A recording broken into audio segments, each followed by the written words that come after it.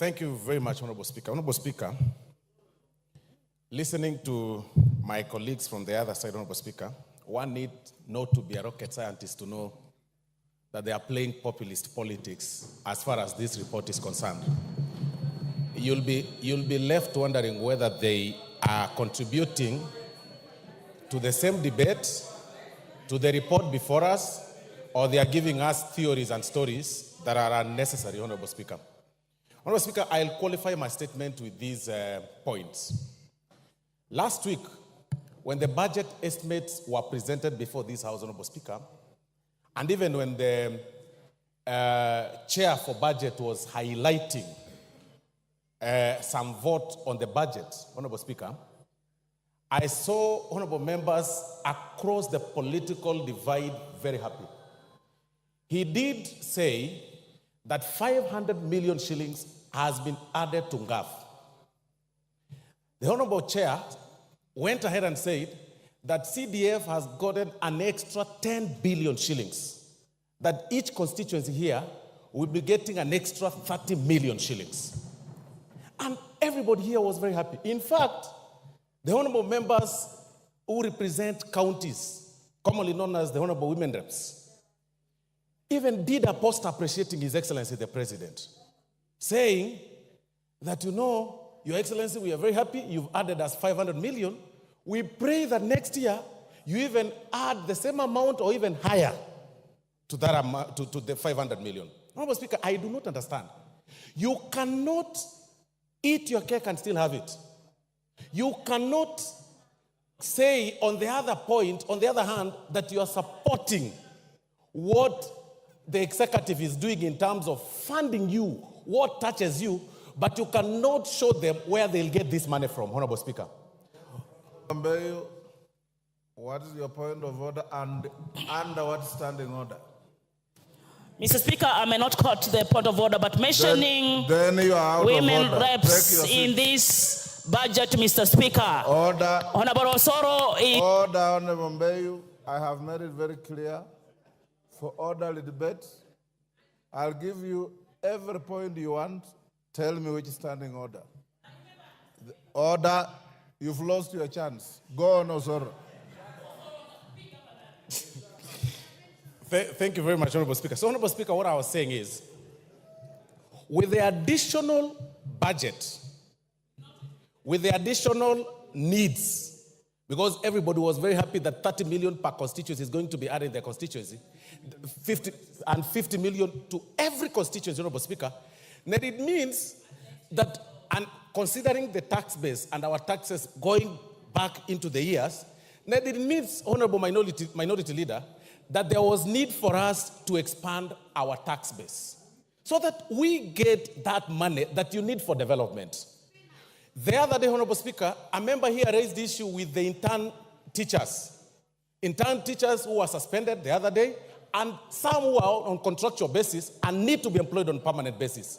Honorable Speaker, that needs money. Our collection is not sufficient to meet the 4 trillion budget that was read in this House, Honorable Speaker. Then that raises some questions, Honorable Speaker, in this House. What do we do? Do we raise, do we continue borrowing? Do we raise our borrowing ceiling, Honorable Speaker, and start looking for money from the external sources? No. We need to expand our tax base, but not at the expense of Kenyans.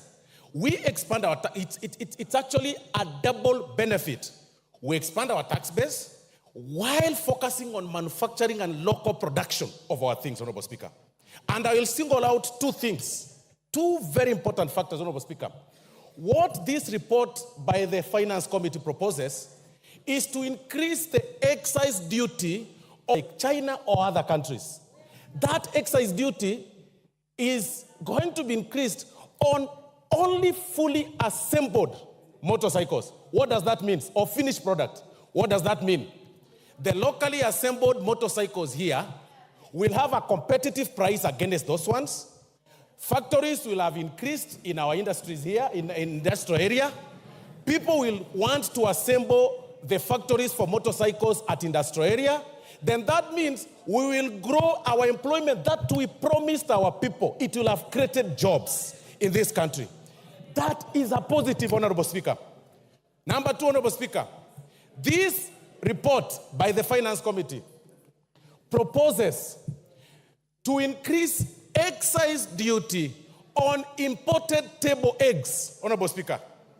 I mean, it doesn't make sense, and I don't see Honorable Clive here, who is a good poultry farmer. He's got over 10,000 chicks that he rears in his farm and sells eggs across Gusii region, Honorable Speaker. And he can tell you, his competitors get eggs from Uganda. His competitors get eggs, import eggs from Tanzania. What does this report propose, Honorable Speaker? This report proposes to increase excise duty on the eggs imported from those neighboring countries so that we can be able to grow our local market, our local farmers, Honorable Speaker, in Muranga and including Honorable Gisairo, who is a poultry farmer, Honorable Speaker. Then on the positive side, this very report removes the excise duty on the eggs that are brought for hatchery. The eggs that are brought for production, not table eggs.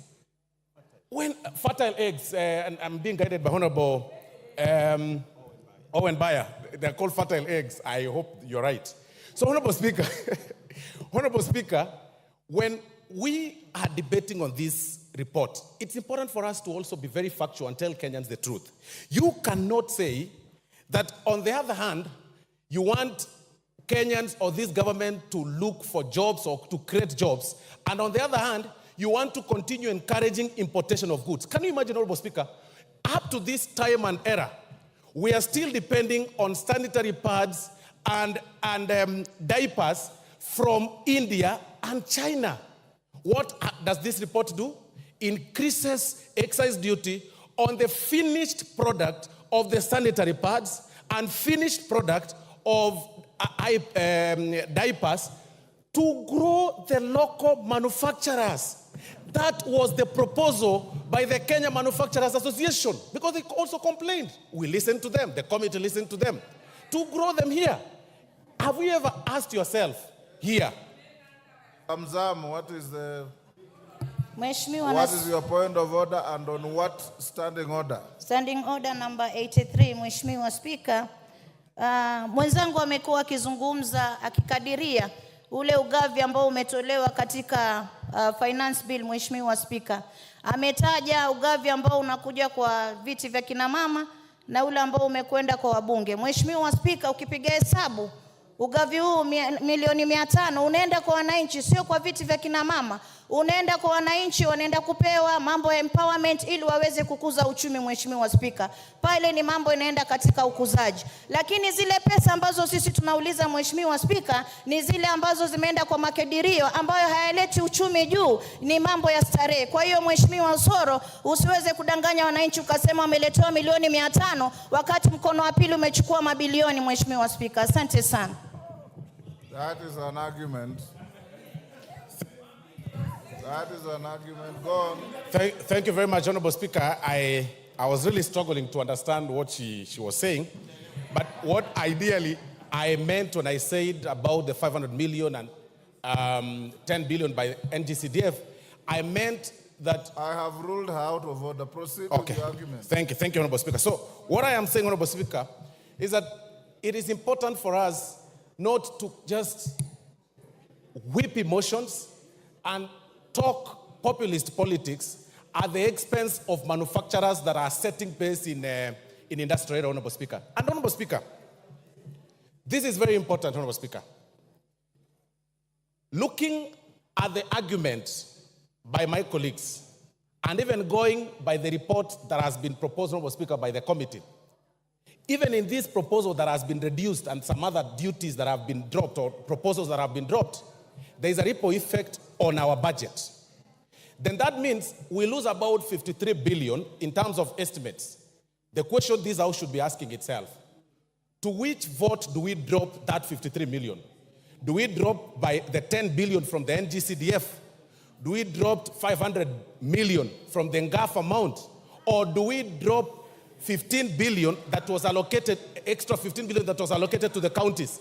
That should be the question that we should be talking about. But all these other stories and people complaining and raising issues unnecessarily, Honorable Speaker, it is actually wrong. Let's restrict ourselves to the report. This is not politics. You all know this is very important for this country, and it has an effect to our growth and the growth of our common mwananchi. Thank you very much, Honorable Speaker, and for that reason, I support the report.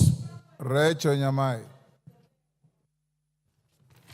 Thank you very much, Honorable Speaker, for giving me an opportunity to contribute. Honorable Speaker, I support this report, and I have listened, Honorable Speaker,